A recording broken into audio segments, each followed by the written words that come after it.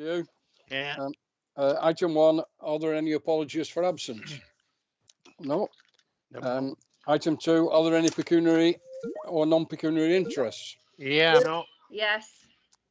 Because I'm chairman of the item 4, so I'd have to declare an interest in it on the Lancashire Renewables. Yep. Okay. Thank you. I'm sure they'll note that. Same non-pecuniary, Jeff. Yep. Any others? No. Are we okay? Thank you. Item 3, minutes of the meeting held on the 9th of November. Do we agree they're a true and correct record? Great. Thank you. Item 4, the said item that Albert's declared an interest on. Paul, over to you. Okay, thank you, Chair, and just good afternoon to committee members. I hope everybody's managed to keep safe and well. So the brief report to be presented to the Employment Committee today outlines the recommendations by officers of the company and also further to the company board approval at its general meeting on the 4th of January to recognise and reward the ongoing efforts for the waste company employees in respect of managing our essential waste management services throughout the period of the pandemic to date. And also given the daily challenge that we also continue to face on a daily basis. So now, since the start of the pandemic or the first national lockdown, the waste company has demonstrated its resilience and responsiveness to the impacts of the pandemic, whilst continues to deliver our waste management services as defined in our service level agreement. And from an employee perspective, there's been a significant amount of flexibility in terms of backfilling of roles, the undertaking of additional duties, etc. And also whilst we're continuing to manage periods of COVID-related absence. And the report makes recommendations to the committee to reward the efforts of the company staff with an extra 2 days annual leave to be taken in the current year. And it should be noted at this point that we've continued to manage our services such that there's been no major disruption to our services since the start of the pandemic to date, and both our operational and financial targets are set to be achieved, with this financial year, which is a real positive outcome, given the circumstances. And in providing the recognition, we do hope that this will help and support our employees to take the necessary rest time in support of both their physical and mental well-being. And I understand this is consistent with the County Council approach as well. Therefore, in line with the company's Articles of Association, the company recommends that the Employment Committee provide final approval on the recommendation so that the All-Employee Performance Recognition Reward can be communicated to our employees and allocated to their annual leave entitlement for this calendar year. Thank you. Thank you, Paul. That's straightforward. I don't see anyone wanting to make a comment or ask a question. I mean, it does seem reasonable and it's in line with what the County Council has already done. Do we all agree that?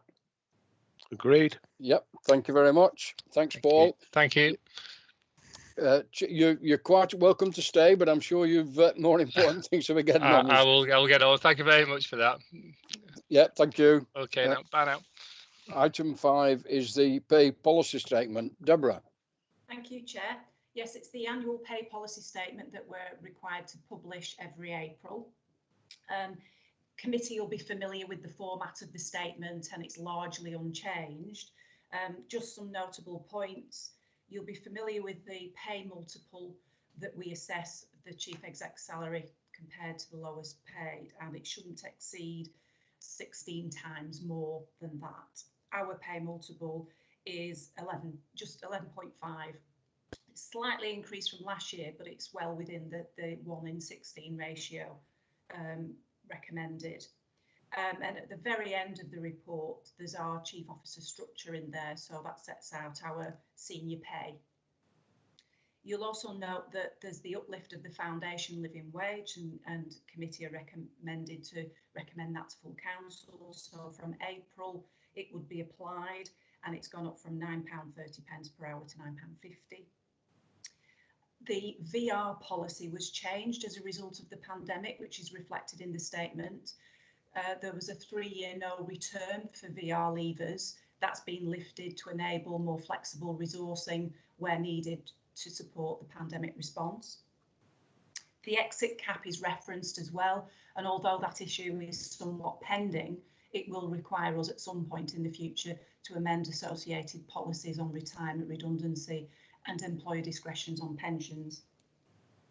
The new allowance rates for our payable expenses and allowances and pension contributions have yet to be updated. It tends to always fall that at the point that we have to present the report and the statement in order to get it into full council before April, we're always usually slightly out of kilter with those rates. So it's proposed to amend the statement during the course of the year rather than come back to committee with those new allowances. And then as standard practice for future reports, we'll ask for that to happen as a matter of course, so that when we do publish, it doesn't become out of date immediately that we do so.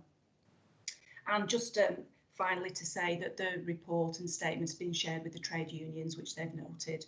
So in essence, the committee are asked to note the statement and the uplift of the foundation living wage and recommend both to full council. Thank you, Chair. Thank you, Deborah. Have we any questions or comments?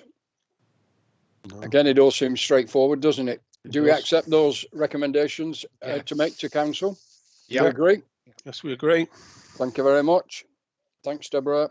Item 6, there is no urgent business, and the date of the next meeting is the 8th of March at 2 o'clock.